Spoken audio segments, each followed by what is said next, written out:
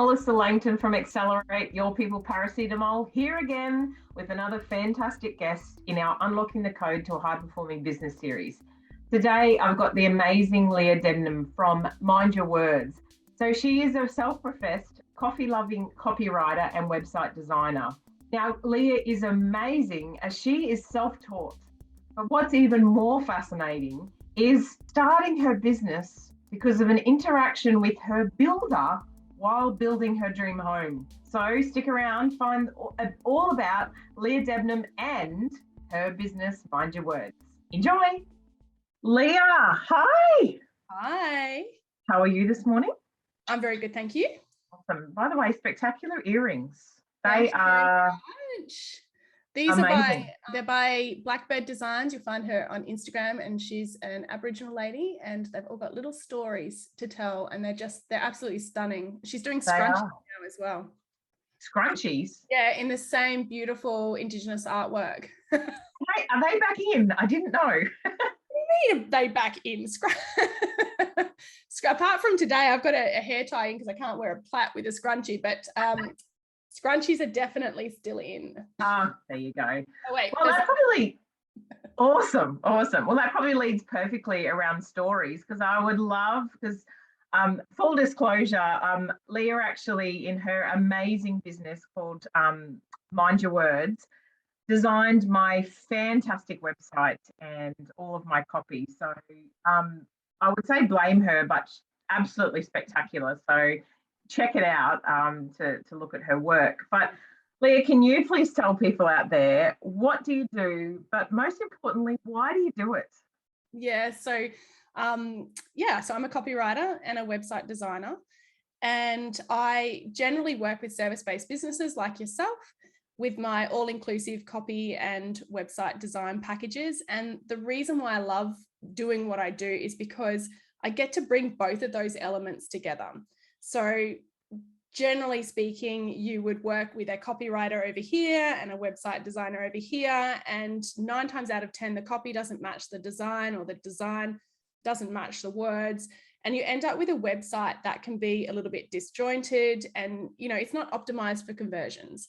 Yeah. So although I'm trained as a copywriter, I upskilled in website design, and now I bring these two together, and I'm really passionate about website design, and I just love doing this because it doesn't feel like work to me. And I think that's when when you're doing something that doesn't feel like work, that's where you're meant to be. That's what you're meant to be doing.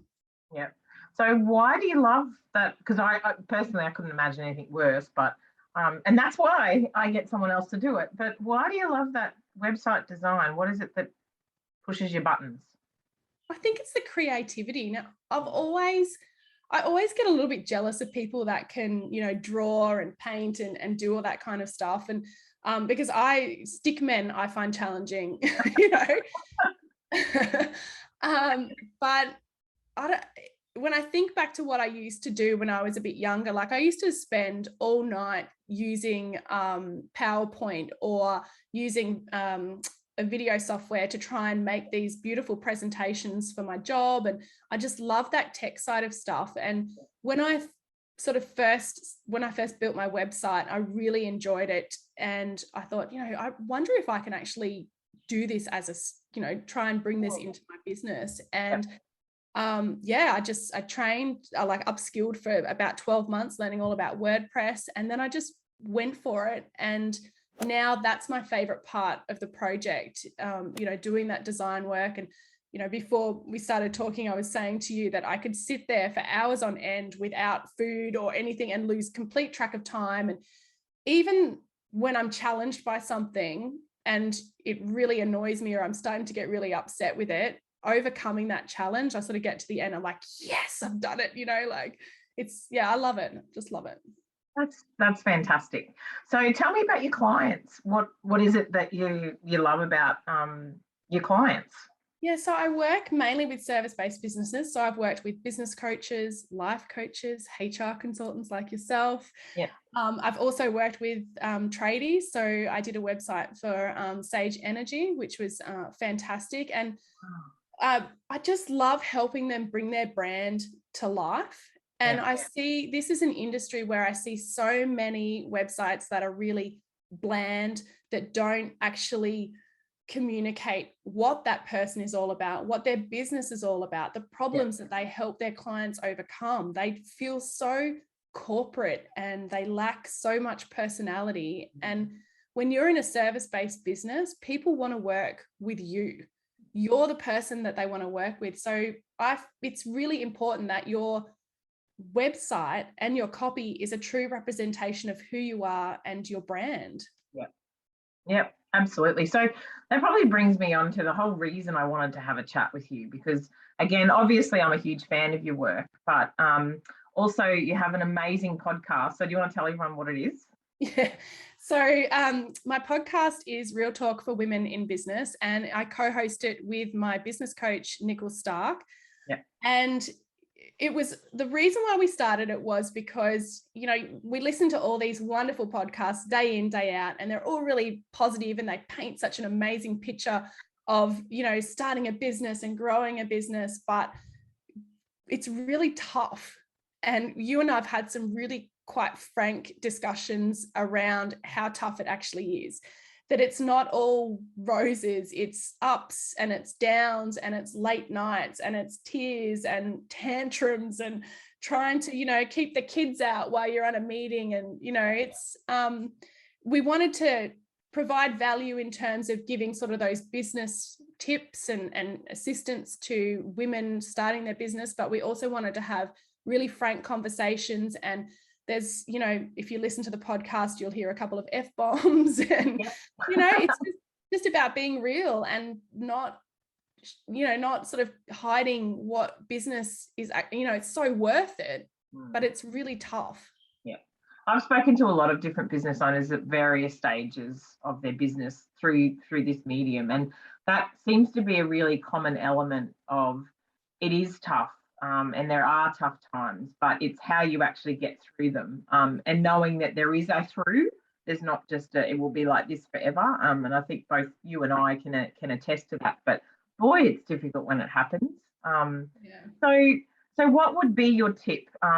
Doesn't matter if it's at your stage of business, but if you were to talk to either a business owner that's trying to grow their business, whatever that looks like, what would be your tip for them to help grow their business? So I'd love to just go, you need great copy and a website. Wouldn't that be ideal? Wouldn't that be ideal? But you need so much more than that. And so I guess for me, it's about two words. It's customer experience. And it goes so much deeper than just providing good customer service, which I feel like many businesses are kind of floundering around these days. But it's so valuable. And you need to recognize the journey that your customers are or your clients are on with you so that you can improve it, make it enjoyable and make it memorable. And it starts way before you're onboarding them as a client. It actually starts in those very first interactions, whether or not it's on social media, whether it is through your website, whether it's through a clarity call or whatever. You need to think about that journey and think about the touch points that you have with those clients and how you can make it better. How can you improve on it? How can you make them really, you know, how can you make yourself really stand out? And, you know, and I'll give you an example, right? So we were talking about a CRM previously.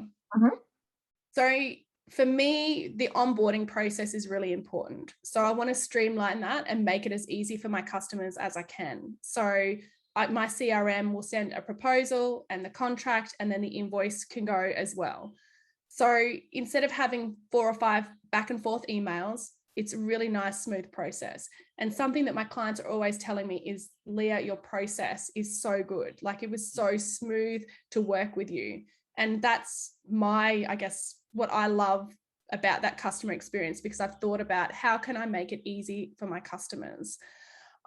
You can also do that by making sure that your communications are personalized. So when you're sending out email newsletters, using their name in that email newsletter, or personalizing the experience for them in other communications and other ways, you know, it's really about thinking about that customer journey. And you can map that out. Like, if you're just starting out or you really want to make some changes or have a look at what you're doing, use a flow chart or just list the steps in your process and go through it one by one and say, can I make this smoother for my clients or for my customers? Yeah. Because at the end of the day, impressions count. Yeah. And we rely as business owners so much on word of mouth. And most of my clients have come to me through referrals. So I must be doing something right. Yeah, absolutely. And I can attest to that. So you mentioned you've got to do it better.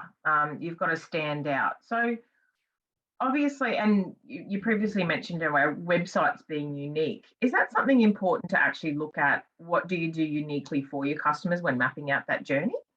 Oh, it's so important. Yeah. We all have, it doesn't, like, I'm a website designer in a pool full of website designers. So we're always thinking, what's your unique selling proposition? What do you do different to your competitors?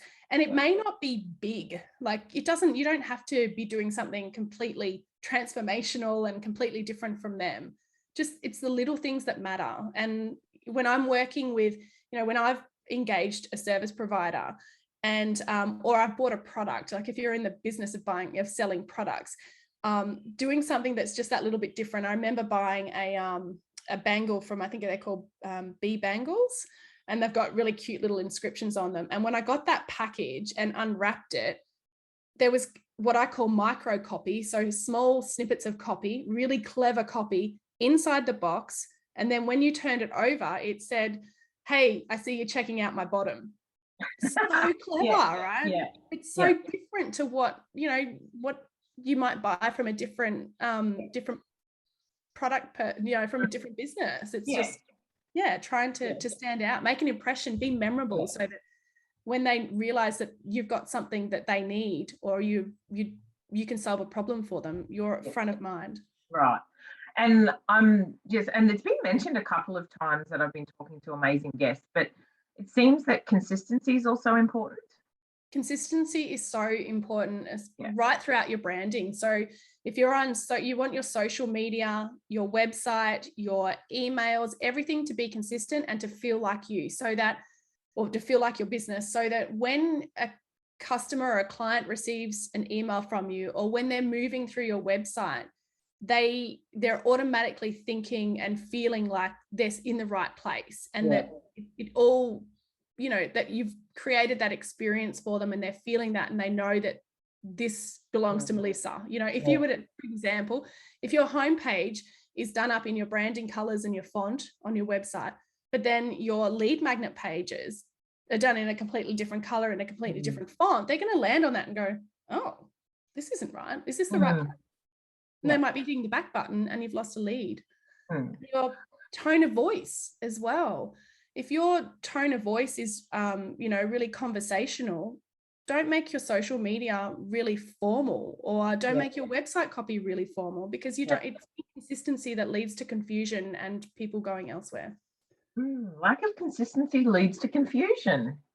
I've heard that before. And one of the other things I just finally wanted to ask you, there's a lot of noise out there. So there's lots of different options, and people just say, you can buy now to get my top 10 tips for copywriting or website design, or those sorts of things. And being a website designer yourself, obviously your customer journey is basically, it's all based on the computer. What do you say for people that just deal with people, and it's not, should you be following those types of formulas, or again, should you be looking at what your customer journey should look like and be consistent with what you want to be known for?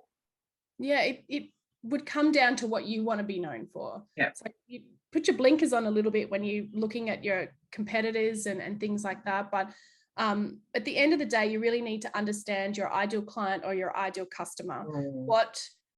What keeps them up at night? What are their pain points? What are their motivators? And then when you're writing copy or you're doing your branding, you want to make sure that aligns, and it aligns for them, but also for you. And that's when it comes together, and that's where the magic happens. Yeah. And is that really easy for people to do themselves, or is it, I can speak from personal experience. I've tried to do it myself, and I just get stuck in my own head. So do you find that you're able to, being someone who is not emotionally tied to a business and you can just give more of a helicopter view and challenge some of that as well. Yeah. So I like to think of myself as being that fresh perspective. Yeah. So as a business owner, you can get so bedded down in, what you do, and, you're feeling all the feels because it's your business baby, and you in your head, you've got it all set out, how you want to be, what you want to be known for, how you want to do certain things. But as a copywriter and a designer, I love taking that kind of, your inspiration and your goals, but making it unique, but aligning with your brand as well. And I think a lot of businesses don't fully appreciate how branding and how copy and how website design can be such a powerful tool. Like, that's your website is your online business card, and you can do it yourself, and you can pay somebody on Fiverr to do your logo. But the difficulty is bringing all that together. And if you're not tech savvy, if you don't understand websites, if you don't know how to integrate your website with your CRM, or you don't know how to integrate it with your email marketing, like, they're the headaches that business owners have. And, you can spend days trying to set that up, or you can work with a professional and get it done right the first time. Yeah. And like you said, it took you about 12 months to get the whole website design stuff down on your own time, late nights. Yeah, and it's still very much like, I'm learning every project I do. I'm learning something different. Yeah. And I think that's the key to being successful in business as well, is realizing that you're never really going to reach that ceiling. There's always going to be something else that you can learn. There's always going to be something else that you can improve on. And even when you're having a really shitty day, or you've been working with a client that isn't a good fit, always learn from that. What can you change in your process to improve that next time, or to avoid that, to try and avoid that situation? Or that client. Yeah. So I'm all about putting the human back in human resources, Leeha. So I want to know if you're willing to share something that the rest of the world may not necessarily know that's commonplace, all about you. Well, I could go with a really easy one, which is I'm Tasmanian, and no, I do not have a second head, because that's something that I'm always asked. They're like, really? You're from Tasmania? But, I want to really share why I started my business. And because I think a lot of people start businesses for all sorts of reasons, but mine was, I was always really gunning for a career in the public service. So I was, I did my uni degree, and then I floundered around with a couple of other jobs, and then started working for the federal government. And like, it's been fantastic. It's been an amazing career. And I was always looking for that next level. I'd get to this level, I'm like, okay, what can I do to get to the next one? But when I had my daughter, it all shifted for me. Like, something happened, and I just knew deep down that I really wanted to start my own business. Like, I was working on granting programs. I was seeing businesses that were getting funding and really succeeding. And, I saw the other side of the coin there as well, where they were really struggling. And I knew that I could use my skills for something better. And so I started thinking like, oh gosh, what can I do? What business can I start? And it really took a deep look. It took me 2 years to work out what my unique skill set was. And I was asking people and sort of saying, what do you think I could do? And it wasn't until it just happened, I went, oh my God, people come to me all the time to ask me to do writing. My parents have asked me from, really early on, oh, Leeha, could you write this birthday card for me? Because I was good with words. I don't think my mum realizes that as I got older, I just Googled it. But an opportunity just landed in my lap. We were building a house at the time, and I had an opportunity to have some input into some communications for the salesperson, and it just all went from there. And I was like, oh, maybe I could be a VA. And then I was like, no, I don't really like the admin stuff. And I stumbled across a podcast all about copywriting, and it just took off. And that was my. So it was all from building a house. Is that right? Is that what you all from building a house? All from building a house. Yeah. Yeah. My salesperson had some really crappy PowerPoint presentations with typos and the website was terrible. And I said to my partner, Troy, I'm like, oh man, like this guy's not going to sell a thing. Maybe I can help. But, but more than that, it's about flexibility. I've got little kids. I didn't want to be geographically stuck. Like, as you know, we're building up the sunny coast now, and that was always our goal. It was always our plan. But I couldn't work out how working for the government that doesn't have an office up there was going to work with that. And remote working wasn't even a thing. Yeah. Like I had to go to the office every single day. And now it's a little bit different. So we'll see where that takes me. Yeah, very different now these days. So stay tuned for more information on that, because I can help anyone that looks at remote working. So, yeah.